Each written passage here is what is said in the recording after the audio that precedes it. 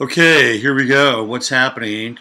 This is Robert Phoenix, and it has been the Mercury retrograde from the planet Helonia. I don't think I've experienced a worse Mercury retrograde in my entire life. I just got to be upfront about that. Now I'm just waiting for me to get into real time. Okay, we're getting close. We're getting close to the real time thing. So, wow, yesterday I really apologize for what took place. What can I say? It has been probably one of the most difficult Mercury retrogrades I've experienced. And you know, when the shit hits the fan like this, you've got to just make light of it. Although the levels of frustration on the tech side of things has been pretty much about an 8 on a 10 scale.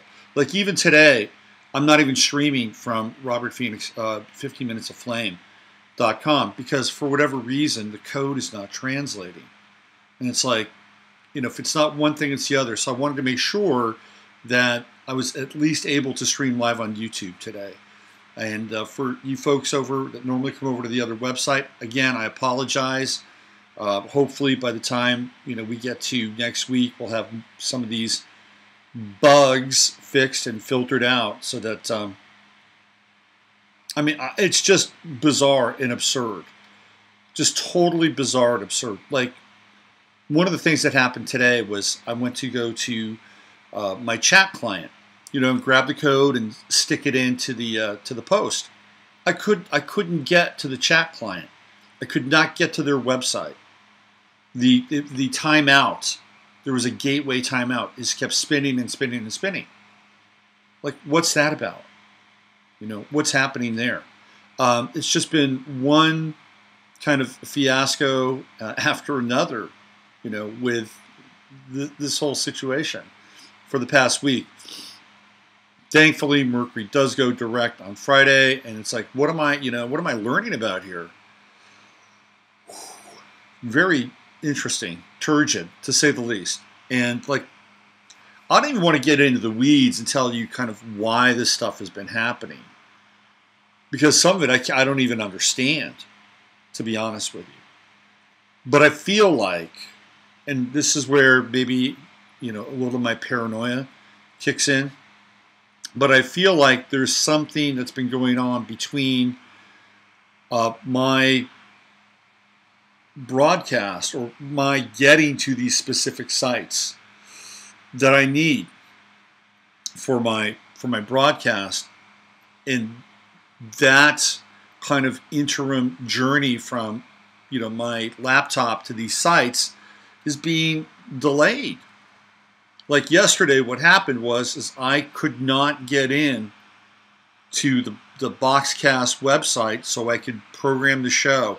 It just kept spinning and spinning and spinning, and I kept rebooting, and it wouldn't let me in. And then I changed to a different computer, which let me in, but I didn't have the same settings, which is why I couldn't see myself while I was yammering on and on about my password, which I changed. So, there's something fishy in the internets. That's all I can say. It's the only thing I can chalk it up to. Or either that, or my new computer is possessed, and apparently there is some form of cyber possession going on with computers. I say that half jokingly, but I've actually read an article about that. That maybe I should take my computer to an exorcist. Anybody know any good exorcists? Let me get into the hard screen here. There we go.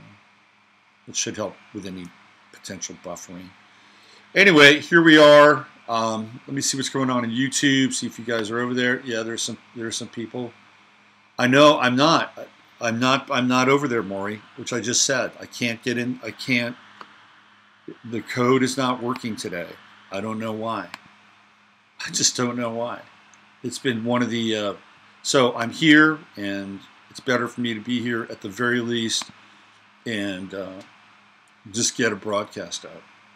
It's getting more and more difficult. I mean, even with my independence and not being dependent on YouTube, it's getting more difficult. So Owen Benjamin, I believe, if I'm not mistaken, I think he either got demonetized or he got deplatformed. Let me just get the language down here. If you don't know who Owen Benjamin is, he's a comic, and he's been seriously red-pilled, and he has delved into the J question pretty intensely. Let me see if I can just find the right link here. Oh, he's been demonetized. So YouTube has demonetized Owen Benjamin, whose YouTube hits and his visibility was really growing. So he's been demonetized. Demonetization is the next step towards deplatforming. Okay, so they're taking away his ability to make money. Well, why is that? Well, he's delved into areas that they deem to be offensive. I don't think that it's a coincidence that he just had E. Michael Jones on his show. By the way, I had E. Michael Jones on my show 3 years ago when I think I was over on, might have been Blog Talk Radio. That's how long ago I had Michael on. And then I had him on again, as you guys know, just after the first of the year. And after that, he really started to blow up. And Owen Benjamin decided to have him on. So, I think Michael's just kind of in the atmosphere. He's in the talk circuit. He's circulating right now, and at a higher level, I think. What's also really interesting on my show that I did with Michael, he talked about Pete Buttigieg, who is the mayor of South Bend, who I knew nothing about. And now I'm reading about this Pete Buttigieg guy as being like number 3 in terms of ratings for the Democrats. They took an Iowa straw poll, and this guy hasn't even announced that he's running for president. He's number 3. He's behind Sanders and Biden, and ahead of everybody else. The closest person is Kamala Harris. I think she has 10%, and he got a 20% approval rating in Iowa. So Buttigieg looks the part. He's 39 years old. He's right at the cusp of Gen X and the baby boomer and the millennials. He's probably more on the millennial side. He is gay/homosexual, which Michael talked about, and he also went to I believe Emerson College and I think Harvard. He was also a member of Naval Intelligence, so that tells you a little bit about his background. And he seems to be a centrist, which will appeal to middle America, except that he's gay. So could he be the first gay president, openly gay president? Because I think we've had a few others. And I think you know what I'm talking about. Which is probably going to lead me to my transition here. Before I get into the Smollett thing and give you some updates, because there are some updates that are happening with Smollett. We had our little video night last night in town. And I think about maybe 20 people showed up, which is not bad. On a Wednesday night, we had an advertisement in the newspaper, and we had a blast out to our email list. Well, we were infiltrated by the Matrix. There was a guy that showed up, doesn't even live in town. He was sent there, dispatched there, likely by the ADA, and he came in and he had all this. I mean, he was there to take us on. It was very interesting, very, very interesting. How quickly and at such a theoretically low level that the Matrix and an agent of the Matrix could appear. And this guy was obnoxious. He was older. This was his job. His job was to be dispatched. I think he had a dental background, but his job was to be dispatched to events like this, or like what we had last night. and go in and start to do his best to debunk what we're doing. And we got into kind of a heated debate with him, and it was a very interesting learning experience on our part.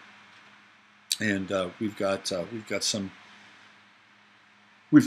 patchwork to do in the force. Let's put it that way. But what I should have done is I should have just noticed it right out of the gate, and just said, "Hey, man, are you even from Fredericksburg?" And if we could establish that, I said, "Well, what are you doing here? Let's establish what you're doing here.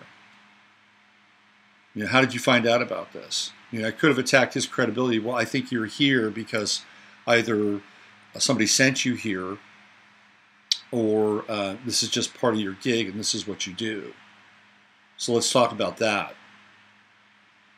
And I could have just, you know, dismantled his credibility. You know, when you do something for the first time, this was the first time that I was involved with this. You know, one of the things that, just as a human process, went through my head and goes through other people's head in a situation like, in a room full of strangers, right? And you're doing your best to put together a program, run people through, you know, kind of a hi, this is who we are, this is what we're doing. We're going to show you this video. We're going to bring the creator of the video into the discussion by getting her on the line and all that stuff. And what I became aware of was how people, at some level, how I was aware of people perceiving me, right? Because it's a new thing. Like, if you show up with a bunch of friends and people that you know, you're not really all that concerned about how you're perceived. And I don't think I was consciously aware of this, but at a deeper level, because we're working, right? Well, how am I being perceived? How am I being received? How are these people, you know, dealing with my presence, what I'm sharing? And that tape was running beneath everything. And when that tape runs beneath everything, you can't really get in the moment, right? And so what I found myself, I'm just being honest, what I found myself doing was being reactive to this guy. And I was okay. I was okay, because he kind of established he was sort of a jerk in a lot of ways. But it was an interesting kind of moments where the Matrix entered into our experience, you know, the Agent Smith of the ADA and the dental world.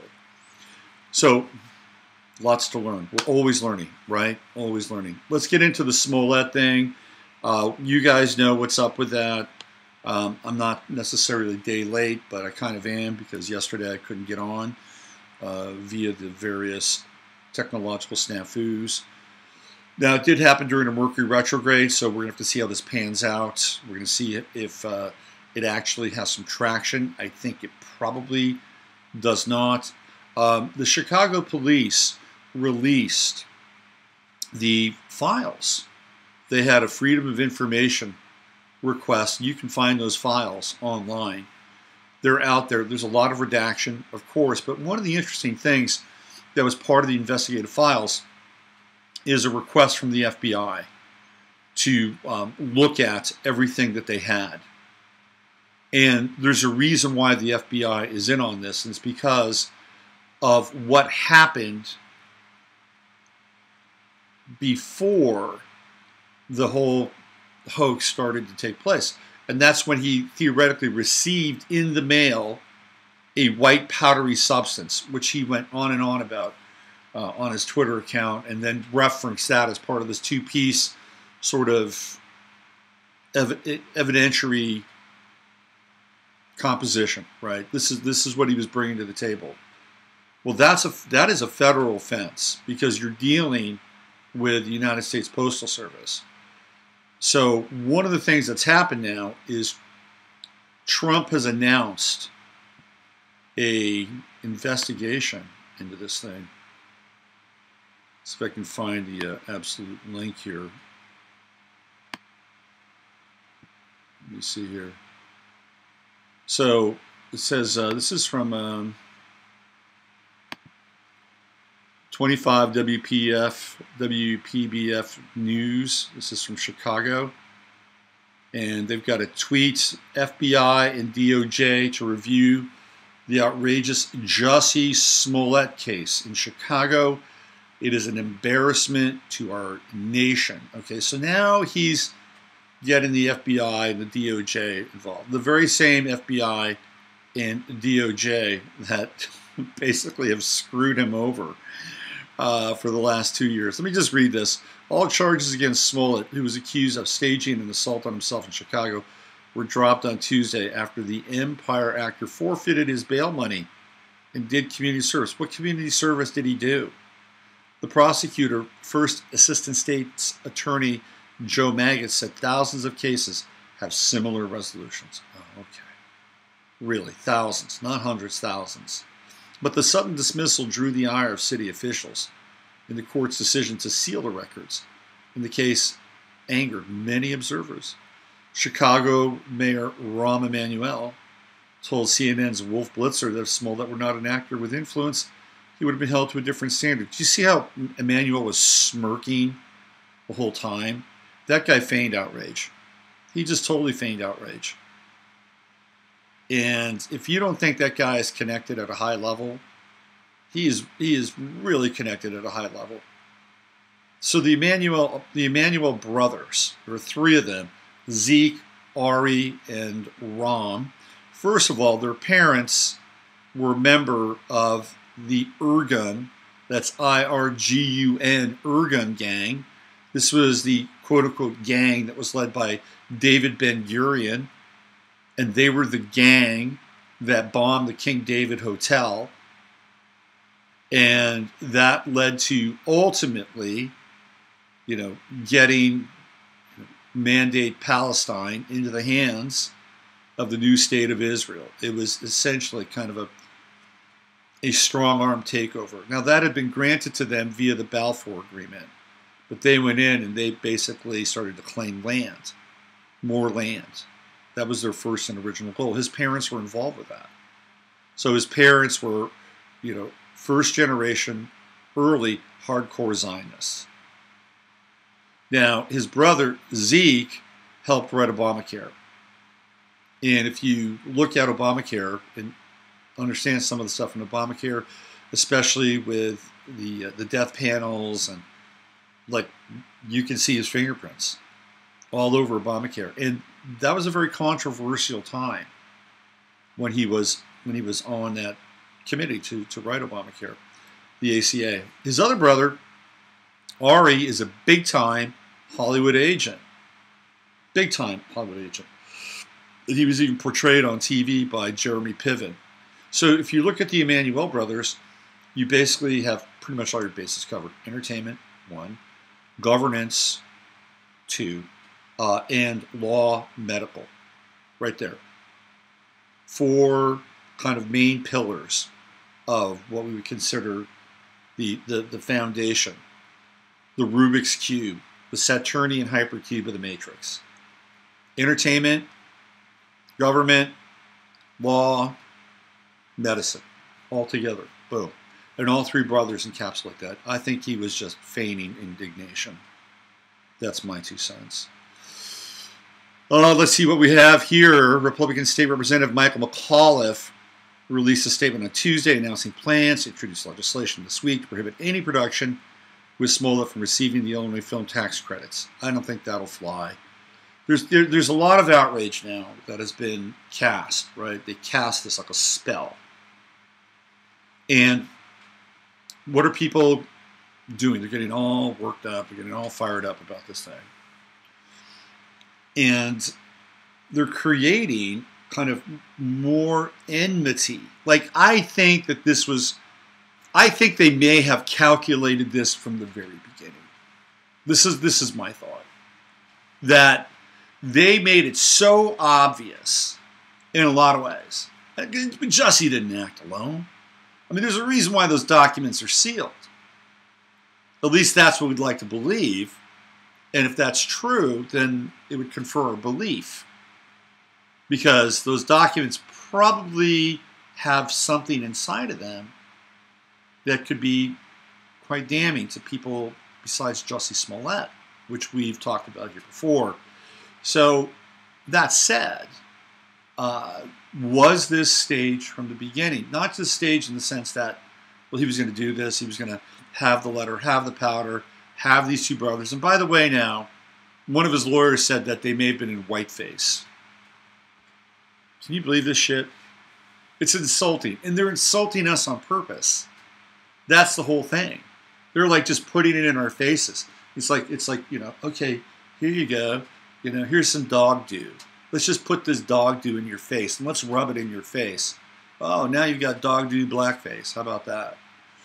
So did they originally think that they could go down this path and then have Kim Foxx, who theoretically recused herself, but then at the same time renders this judgment that the case has been dismissed? Now, how does that work?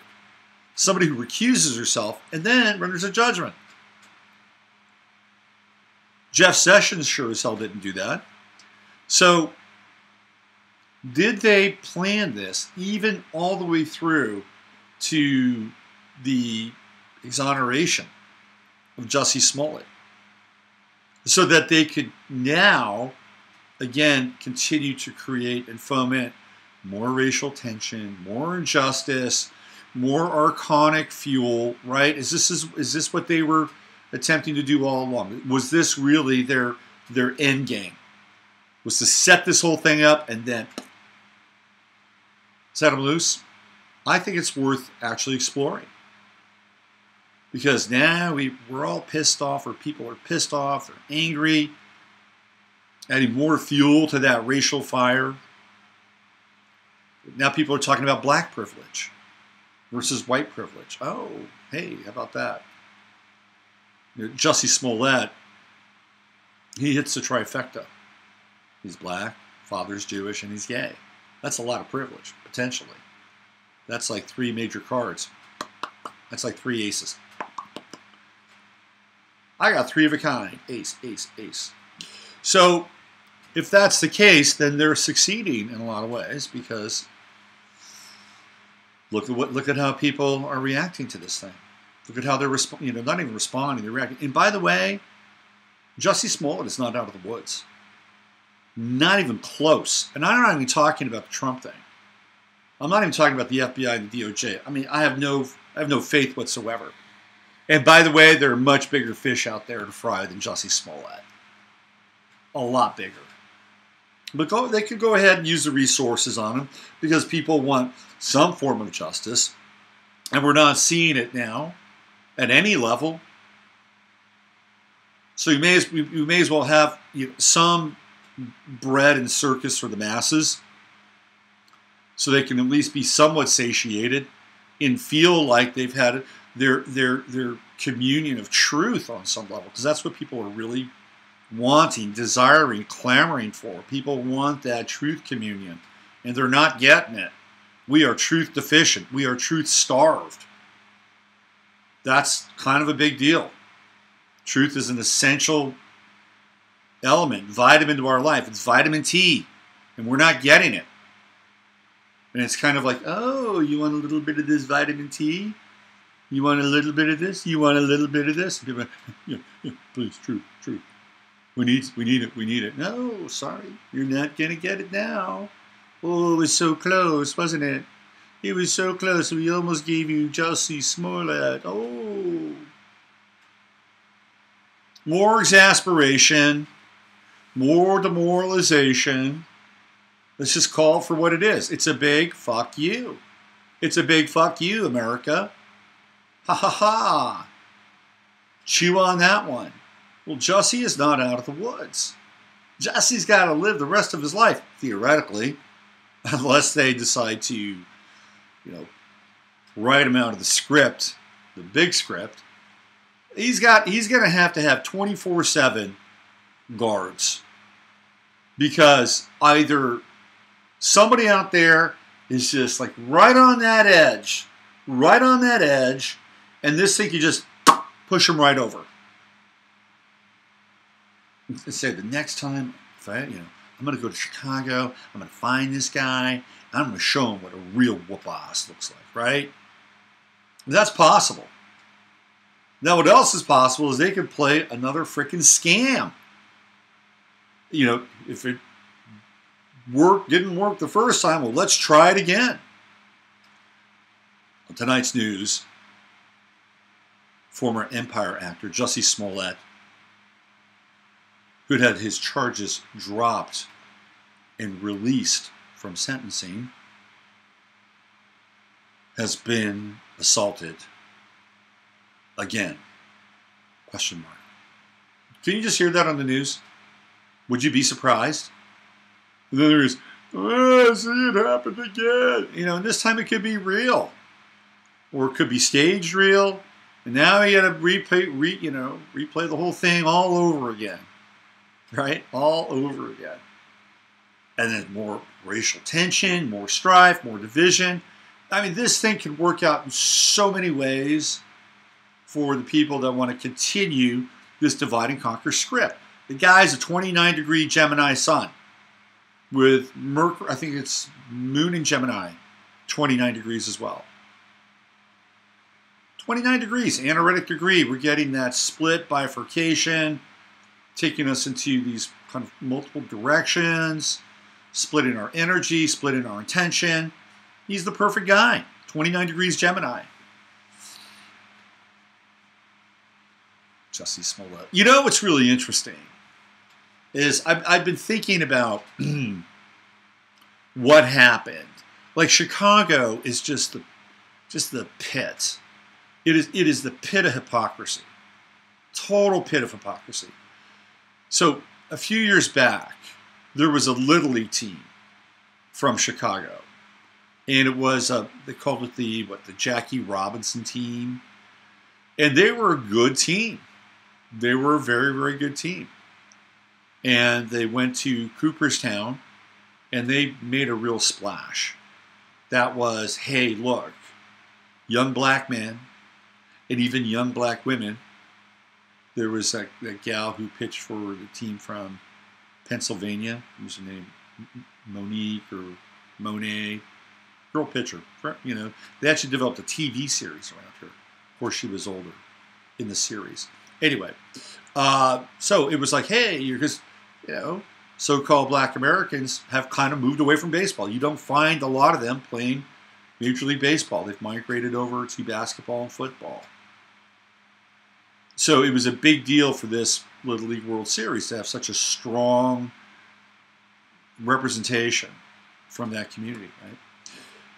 Well, what happened was they found out that Little League team from Chicago, it's so unfair to the kids. They redistricted the team, okay? So it was like, okay, well, we have this area here. We've got X amount of players here, and they're good, but if we expand our district and we get guys from this league and this league and this league, well, we could have a super team. And that's what they did. And you don't do that in Little League. It's kind of like if you were playing in Austin, you had an Austin Little League team. Well, you would say, okay, well, let's get some guys from Cedar Park, and let's get some guys from, you know, I don't know, maybe Burnett. You know, let's bring them onto the team. Because, man, there are these 3 kids up in Cedar Park that are just lights out sluggers. And there are these other kids over in Burnett that are amazing. You don't do that. You have your league. And that's what happened with these kids from Chicago. So it was found out, and they had come in, I believe, second. It was found out that they did this. And they had their trophies stripped, taken away from them. And of course, there's all this Sturm and Drum and all this drama. And the lawyer comes out. There's a lawyer. They hired a lawyer. Oh, he's going to sue. He's going to sue Little League Baseball. Oh, this is clearly an attempt to cast these kids in a certain light. And don't you realize how it's going to affect them and impact them? And oh, by the way, there might be a racist undertone here. And so the lawyer puffs up his chest and puffs up his chest. Does he ever deliver on the lawsuit? No, he does, because he knows he would lose it. But he was hired for damage control. Hired for damage control. Meanwhile, they took their team and they moved it to some Joe DiMaggio league or something like that. But this is what happens in Chicago. And those kids, You know, did they really know that they were breaking the Little League of America rules by doing this? I don't know. Maybe, maybe not. But the adults surely screwed it up for them. And not only because the adults knew, the parents knew, they screwed it up. Not only that, but they screwed it up for other teams that were at Cooperstown that were playing. See, this is what we're dealing with here. And it comes from that same city. And I have clients who live in Chicago, friends live there. There's some really great people there. So I'm not associating them with some of these issues. But let's be clear, it happens consistently in Chicago. Consistently. And so the Smollett case is not too unlike the Little League case and the Jackie Robinson Little League experience. They're kind of one and the same. One and the same. There's a lot more going on with the whole Smollett thing. It'll be interesting to see what the DOJ and the FBI cook up. And if they do, now it could be, oh, they're going after him. They're profiling him. Racist. Racist. Let me just get into this. This is one of Smollett's lawyers. Oh my God. I gotta read this. They could have worn whiteface. Jussie Smollett offers bizarre explanation as to why the Empire actor told police his Nigerian assailants were white. It points to old video of one of them wearing makeup to play the Joker as potential proof. Jussie Smollett's lawyer has finally offered an explanation for why he told police he thought his Nigerian attackers were white. They could have been wearing makeup. In an interview on Today, Tina Glandian claimed that Smollett, this is one of his lawyers, did not recognize Abel Ola Osundira when they attacked him on January 29th. And it still has not been proven that it was them, despite the fact that Smollett identified a photograph of the pair as his attackers before he was ever arrested, and even though they had just been on the phone with him. When he learned it was them once they were already in custody, Glandian said Smollett found it hard to believe because he had told them that he could make out one had pale or white skin around his eyes beneath the ski mask he was wearing. Oh, are you kidding me? Come on, that's bullshit. It was not a lie, she insisted, adding that the reason for it could have been that the brothers were in disguise. Of course they're in disguise. They weren't fucking masks. But let's just say, for the sake of argument here, that they were wearing white pancake underneath their masks. Why couldn't have this been a part of the plan all along? Why couldn't it have been? So that they could go back and sort of reference this thing. I mean, I think it was certainly planned out. And I do believe that if you go down that old rabbit hole, if you go down the rabbit hole deep enough, you will find connections to people that we've talked about. Kamala Harris, Michelle Obama, Barack Obama, probably Valerie Jarrett, another Chicago person. I wouldn't be surprised if their fingerprints are all over this. That has been my contention almost from day one, really early on. So if this was planned out, then they had various stages and levels of planning where this could ultimately go. Right? Well, if he gets caught, he's going to get caught in Chicago. In Chicago, we understand the legal territory. We understand the level of corruption. And we have power and influence here. And we can just, call that in. And when it happens, now all of a sudden, we're looking at another level where there's huge amounts of frustration. Where else are we frustrated? Well, on the left, they're frustrated with Trump in the Mueller case. Or non-case, Russiagate. So now we have boiling tensions, more frustration, more emotional consternation, more archonic fuel. And they're just sitting here going like this. Isn't this great? Isn't this great? They've got that evil, That's what's happening. So we need to just be aware of this. And we need to be able to say, well, these are the potential scenarios from here on out. Call it before we see it. Call it before they see it. Let's get better at their game than they are in some ways. Because now we've got this relationship. I mean, you don't have to do anything. You can just turn away and say, fuck it. I don't want anything to do with this, and you can just move off into your own territory. You can fork off into another direction. And I got no problem with that. If you just want to move away and not deal with any of this mainstream bullshit, I don't have a problem with it. It's probably healthy. But we seem to not be able to disentangle ourselves from it. Everything is so entangled now. Whether it's the internet, whether it's politics, whether it's the media. You know, when I do stuff with Heather from Beyond Astrology with Heather, invariably there'd be about 4 comments on the comment section about why is there so much politics here. Well, the politics are connected to mundane astrology and what's happening out in the world politically. We cannot, at this time, in many ways, disentangle ourselves from this process. Look at Saturn in Capricorn, Pluto in Capricorn, South Node in Capricorn. You know, we are in the heart of the beast. We literally have to kind of navigate our way through it. You know, and with Pluto, what do? We get obsession. We get obsession, we get darkness, we get the underworld. You know, this is our passage right now. This is our journey. So we're going through these chasms and these pits and these caves of this shadowy political realm. We are being taken into the underworld to see what's going on. Right? I mean, just think of the journey that we've been through over the last 2 years, and even before the last 2 years. All this starting in 2009.